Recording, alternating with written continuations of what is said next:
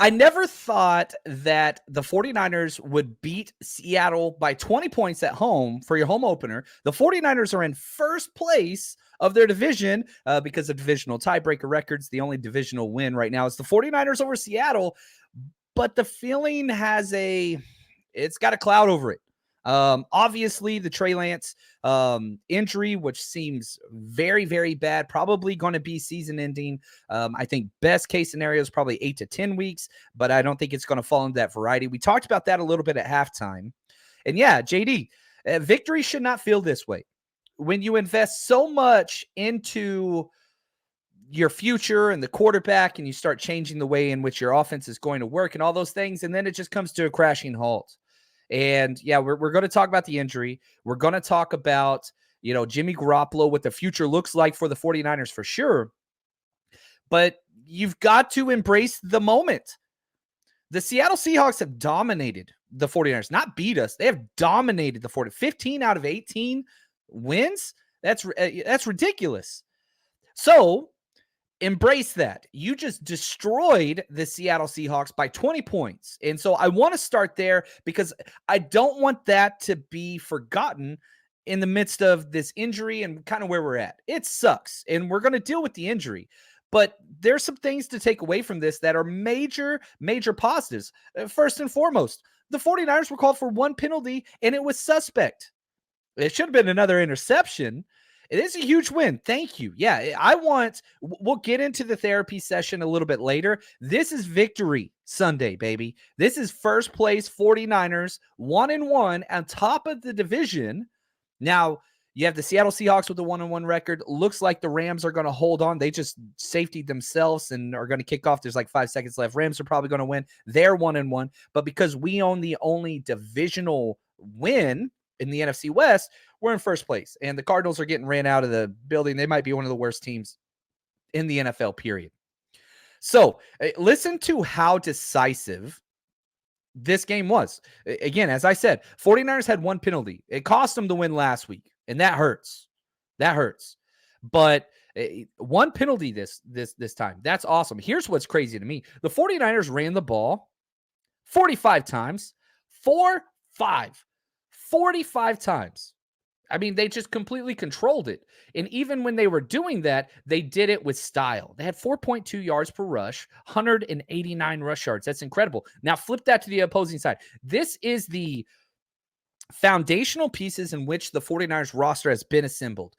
Dominate by running the ball, stop the opposing team from running the ball, make them throw it. Listen to what the Seahawks did. They were really, really bad. They had 14 rush attempts for 35 yards. Did you hear me? 14 rush attempts for 35 yards. Couldn't run the ball against this defense. I saw people on Twitter, which I know Twitter's not a real place, talking about how, man, where's Javon Kinlaw? Where's Eric Armstead? Are you kidding me? That's where they were, stopping the run. Guess what their first job is to stop the run. Because once you bottle up an offense and force them to be one-dimensional, that's where you get things like sacks, which the 49ers got a lot of. That's where you get interceptions, which the 49ers got a lot of. That's where you get 3-and-outs, which the 49ers got a lot of. It's not sexy to stop the run. It's not sexy to eat up double teams without giving up ground, and you allow your linebackers to flow and make all those plays. There was one drive, I think it was the second or third drive of the game, where Azeez made a play, Fred Warner made a play, Drake Greenlaw made a play, and it was 3-and-out. Because that's what's happening because of Javon Kinlaw. That's what's important. Now, again, if you're stat watching, I didn't see 99 back there hitting the quarterback. Well, I'm sorry, but what you did see was the defense completely dominate start to finish. Start to finish. In fact, the defense pitched a damn shutout. The only reason why the crappy Seahawks got on the board was because of a terrible special teams play. That was it. Well, special teams against Seattle Seahawks, they're always going to come out there and haunt us at some point. Last year you had the fake punt for a touchdown. This year you had the blocked field goal for a touchdown. And Tommy, man, I appreciate it. He says DK Metcalf, 4 catches, 34 yards. That's beautiful. Emmanuel Mosley was in his head Now, you saw DK. He was struggling with his hand early, but he played through it. And I respect DK's game. I really, really do. I actually like DK Metcalf as a human. I like his work ethic. I like everything he brings. They shut him down. Tyler Lockett, 9 catches, 107 yards. He had a game. His longest was 27. It was a lot of just, they basically said, we're not going to let DK or Tyler Lockett behind us. We're not going to. And so they tried to get creative. Seattle did with, halfback pass, end around, all that kind of stuff. And it didn't work for them. They didn't run it correctly because they had a man downfield and all that kind of stuff. Like, even though he caught it. So the whole plan was, look, Seattle wants to dink and dunk, take a shot. Dink and dunk, take a shot. That's what they want to do. And what the 49ers basically said was, all right, we're going to let you dink and dunk.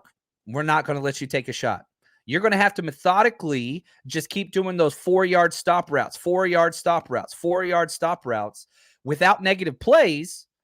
And that's where that was going to go. And it never came about because of sacks, because of penalties, because of whatever else.